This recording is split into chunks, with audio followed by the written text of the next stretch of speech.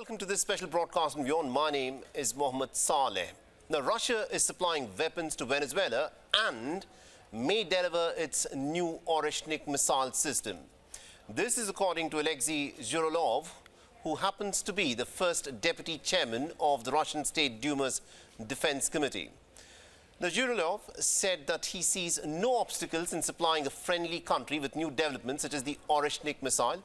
And he also stressed that Russia remains Venezuela's key military and technical partner, providing almost the full range of weaponry, from small arms to aviation. The question is obviously this: has Donald Trump's military mobilization in the Caribbean now allowed Russia and China to enter Latin America in a much bigger way? And is Venezuela now turning into another hotbed for a proxy war? To tell us more, we joined this broadcast by Professor Scott Lucas, who is the Professor of International Politics at the Clinton Institute at the University College in Dublin. Professor Lucas, thank you very much indeed for joining us here on WION. Thank you for having me here. Now, Professor Lucas, I want you to in fact weigh in, on the statement by the Russian official who has stated that Russia could be open to supplying the Oreshnik missile system to Venezuela, considering the context of what is happening in the Caribbean. What's your assessment of this? I think the first thing is, while recognizing the seriousness of the situation, we need to push this statement to the side. This is a bit of what I would call chest thumping by a Russian legislator. Look how tough we are, look how we defend Venezuela. Why do I say that? It is true that Russia is providing military assistance to Venezuela. They are providing small arms, as you mentioned. They may be providing surface-to-air missiles, but those are mainly defensive missiles. They are providing support for some aircraft. But all of that can be seen as defensive weaponry. The Oreshnik missile is an offensive missile. And if you actually gave that to Venezuela, you actually would raise the stakes on this, and you actually would be challenging the Americans probably to come in and attack rather than to stand back. So I think we can talk about why this is a serious situation and focus on what is really happening while dismissing a little bit of what is effectively propaganda with the Oreshnik. This could be posturing by Alexei Zhuravlyov. The reason why this is significant, one would assume, is because he happens to be the deputy chairman of the Russian State Duma's Defense Committee. But even if this is posturing, the fact that one of the key Russian officials here is keen on saying what he has said, that the Russians could be open to supplying something like the Oreshnik. Even if the Russians don't supply the Oreshnik, the fact is there are reports which indicate that the Russians could be open to supplying stuff such as the S-300 air defense systems. How do you see this kind of Russian help to the Venezuelans in what possibly is going to be a clear proxy conflict? Yeah, I mean, let's be clear, you're absolutely right. A legislator like this will be connected with the Kremlin. So this is effectively a Kremlin message that says, we're tough, but if I can give you the context very quickly, if we're talking about reality, this is the same week when Vladimir Putin is saying we have the new Oreshnik nuclear-powered missile that can travel long distances. We have the Poseidon, what is effectively a naval drone, but called a super torpedo, which is nuclear-powered. In large part because the Ukraine invasion, Russia's in a bit of trouble, they're posturing here. But of course, the U.S. has raised the stakes on Venezuela. So what is important here? What Russia is saying here is if the U.S. is going to attack you, we're not going to leave you defenseless. And that's why the reference to the S-300s is important. That is a defensive missile to try to knock out any American attacks, say by cruise missiles, that would take place. It's the Russians saying, we're there, we're involved in Latin America behind you.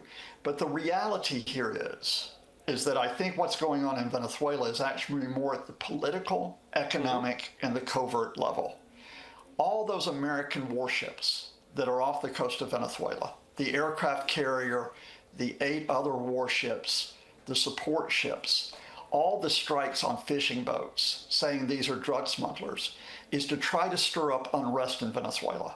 It's to try to make them uncertain. It's to try to get people to say, you should abandon the Maduro government. And Venezuela has serious economic problems. More than 10% of the population is left. So what Russia is doing is not as much saying we want a military confrontation, but saying to the Maduro government, don't lose the will. Don't just simply cave into the Americans. Right, so that is what the Russians are saying, but what are the Americans trying to accomplish here? Because they have brought in a pretty big mobilization of their armed resources. Now, Donald Trump has been repeatedly talking about how Venezuela has been playing a big hand in narco-trafficking. In fact, the United States has put a bounty on the head of the Venezuelan president, Nicolas Maduro, $50 million. It's almost bizarre that a leader of one sovereign nation should put a bounty on the head of a leader of another sovereign nation. What do you think is the intention of the United States of America here? Is it to try and topple the Nicolas Maduro government? I mean, we need to deal with some reality here and then some Trump posturing as well. The reality here is that the United States has sought for decades to undermine the Venezuelan government, initially under Hugo Chavez and now under Nicolas Maduro. So this is not new. I can remember the George W. Bush administration pursuing regime change, but failing to accomplish it. So there is always this serious U.S. challenge in Latin America. And indeed, of course, that goes back a couple of centuries. But specifically with Trump, what makes this difficult here is this isn't just simply a U.S. policy for regime change. This is Trump's personal investment here. Trump wants to look like a tough guy. He wants to look like he can bully people. He can make them do what they want. That means that even though he says he's the anti-war president, he's willing to go to war. The Defense Secretary, Pete Hegseth, he wants to be a tough guy as well. I mean, he never was really a high-ranking military officer. Here he is calling himself the Secretary of War. So he's saying, we can do this. But most importantly, what's happening here is probably the Secretary of State, Marco Rubio. Marco Rubio is of Cuban descent. And your viewers will know that U.S. animosity with Cuba goes back almost 70 years to the time of Fidel Castro. Rubio has been going to Trump and saying, we need to get rid of the Maduro government. He sees Venezuela as being part of that same dangerous anti-American grouping that included Castro, that includes Cuba.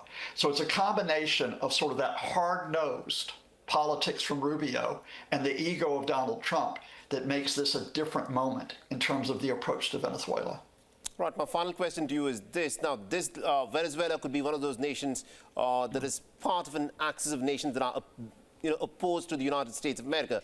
But in the case of Colombia, which has been a close partner of the United States of America, but the United States also has several of its air and military bases on Colombian soil. Why do you think the United States of America under Donald Trump is jeopardizing its relationship with Colombia by going after Gustavo Petro?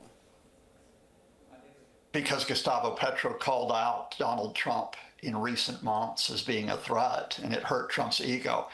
It's so hard to separate spin from reality, but let's say this first of all, that there is no rationale for regime change in Venezuela because of drugs. Venezuela is not a major producer of fentanyl. Mexico is. Venezuela is not a major producer of cocaine. Bolivia, Peru, and Colombia are. So ironically, there is a rationale to put pressure on Colombia because of the issue of cocaine. But the reason why the U.S. is doing this is that having had this alliance with Colombia, which includes the military alliance that you've mentioned, and this goes back decades, Donald Trump is upset by Gustavo Petro coming out and calling him out. Right. And it's as simple as that. Because please remember, we're not just talking about Colombia and Venezuela. This is the same week where Donald Trump has threatened to go to war in Nigeria on the pretext that he's protecting Christians from Muslims. You've got an unpredictable, chaotic president. You've got a Venezuela with serious economic issues, a repressive government, and that is a recipe, leaving the Russians aside, for bad things to happen. Nothing good can come out of this. I think you've summed it up really well. Thank you very much indeed, Professor Lucas, for joining us with that perspective there. And thanks to you and your viewers.